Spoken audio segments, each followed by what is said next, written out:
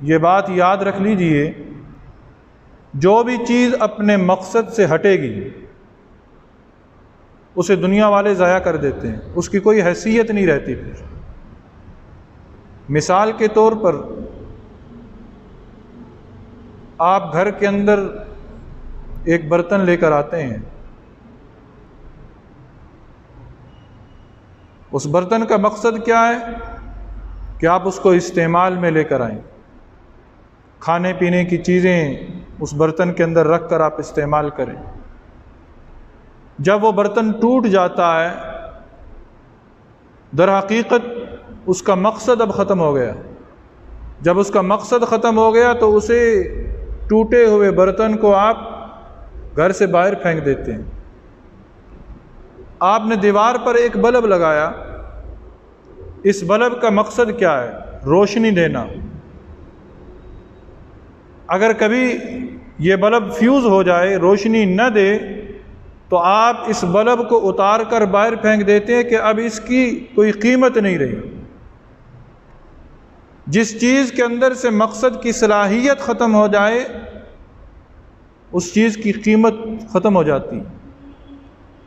بالکل بعینی اسی طرح میرے دوستو، اللہ رب العزت نے اس انسان کو بھی اس دنیا کے اندر ایک مقصد دے کر بھیجا ہے۔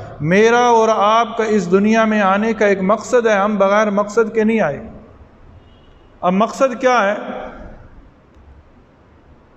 کہ دنیا کے اندر ایسے اعمال کرنا کہ ان اعمال سے اللہ راضی ہو جائے۔ وَمَا خَلَقْتُ الْجِنَّ وَالْإِنسَ إِلَّا لِيَعْبُدُونَ، اللہ رب العزت نے انسانوں اور جنوں کو جو پیدا کیا ہے وہ صرف اور صرف اپنی عبادت کے لیے پیدا کیا ہے۔ یعنی اس حضرت انسان کا مقصد کیا ہے؟ عبادت کرنا۔ اور عبادت کی تعریف کیا ہے کہ اللہ کے حکم کو پورا کرنا۔ جب انسان اس مقصد میں لگا رہتا ہے تو اللہ رب العزت بھی اس انسان کی ہر ضرورت کو پورا کرتا چلا جاتا ہے۔ آج موجودہ معاشرے کے اندر، آج موجودہ دور کے اندر، آج موجودہ حالات کے اندر اگر ہم اس بات کا بغور جائزہ لیں تو یوں محسوس ہوتا ہے کہ آج یہ حضرت انسان اپنے مقصد سے ہٹ چکا ہے۔ یہی وجہ ہے کہ آج اس کی کوئی قیمت نہیں ہے۔ اور کیا وجہ تھی کہ لوگ 2 رکعت نفل نماز پڑھ کے دریاؤں میں راستہ بنوا لیتے تھے؟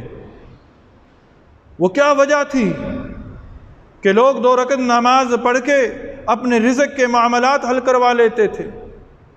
وہ کیا وجہ تھی کہ لوگ 2 رکعت نفل نماز پڑھ کے ہواؤں کے رخ پھیر دیا کرتے تھے؟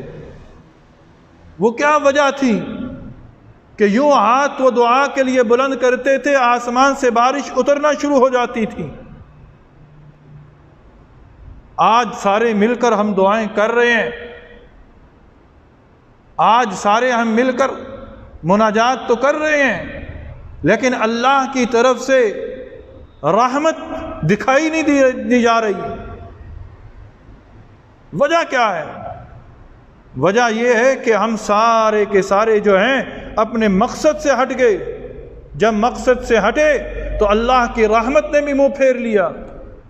ہم نے اس دنیا کے اندر آ کر یوں سمجھ لیا کہ ہم کھیل کود کے لیے پیدا ہوئے ہیں، حالانکہ اللہ رب العزت نے اپنے پاک کلام کے اندر ارشاد فرمایا کہ افحسبتم انما خلقناکم عبثا، کیا تم گمان کرتے ہو کہ تمہیں کھیل کود کے لیے پیدا کیا گیا ہے، تمہیں بیکار پیدا کیا گیا ہے؟ نہ، تم بیکار پیدا نہیں ہوئے۔ اللہ رب العزت نے تو تمہاری تخلیق کی قسمیں کھائی ہیں۔ والتین والزیتون وطور سینین وہذا البلد الامین، کہ رب تعالیٰ خود ارشاد فرما رہے ہیں قسمیں کھا کر کہ مجھے تین کی قسم، زیتون کی قسم، طور سینا کی قسم، مکہ مکرمہ کی قسم کہ لقد خلقنا الانسان فی احسن تقویم، کہ تحقیق میں نے اس انسان کو بہترین انداز میں پیدا کیا ہے۔ جب ہماری تخلیق کی قسمیں ہیں، اور یہ قسمیں کیوں کھائی جا رہی ہیں کہ اس انسان کا مقصد عظیم ہے، اور مقصد کیا ہے کہ اللہ کی عبادات کرنا، اللہ کے احکامات کو پورا کرنا۔ جب یہ قوم اللہ کے حکموں کو پورا کرنے سے پیچھے ہٹی تو اللہ رب العزت کی رحمت انہوں نے بھی منہ پھیر لیا۔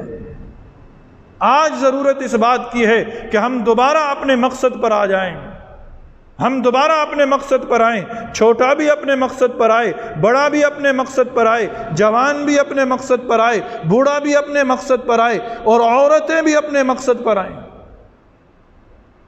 جب تک ہم مقصد پر نہیں آئیں گے، اپنے مقصد کو سامنے رکھ کر زندگی نہیں گزاریں گے، ہم اپنے مقصد کو نہیں پہچانیں گے، ہم اپنے مقصد کے مطابق 24 گھنٹے کی زندگی نہیں گزاریں گے، تو پھر یاد رکھ لیجئے گا، پھر اس طرح کی دعائیں بھی قبول نہیں ہوں۔